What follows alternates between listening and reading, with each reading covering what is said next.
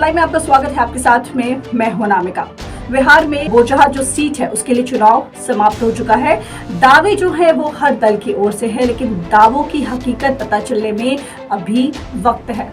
बोचहा में भाजपा की सीधी लड़ाई जो है वो राजद और वीआईपी से है। ये चुनाव ऐसा है कि इसकी जीत और हार के 3 मायने हैं। सरकार इससे भले ना बनेगी और ना ही बिगड़ेगी, लेकिन इसके बावजूद इस चुनाव का महत्व कहीं ऊपर है।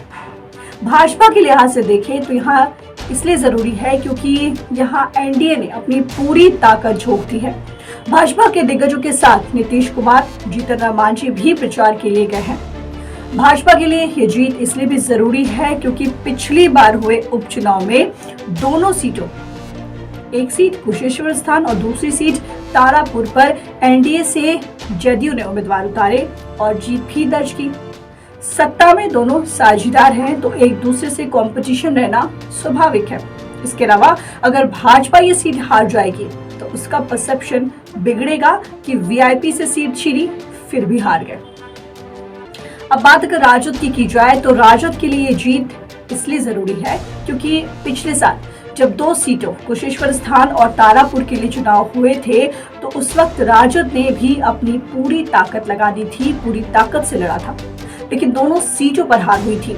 इस एक उपचुनाव के लिए राजद ने उस मुसाफिर पासवान के बेटे अमर पासवान को अपने पाले में खींच लिया है, जिसके निधन से ये सीट जो है खाली हुई है।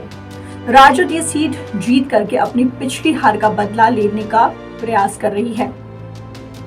ये उपचुनाव अगर किसी की राजनीतिक लाइन तय करेगा तो वो है बिहार सरकार के पूर्व मंत्री और वीआईपी के प्रमुख मुकेश सहनी की। यहाँ मुकेश सहनी के 3 विधायक भाजपा में शामिल हो चुके हैं और ये सीट उन्हीं की थी, लेकिन भाजपा की कोशिश है कि मुकेश सहनी को विधानसभा से पूरी तरीके से आउट कर दिया जाए।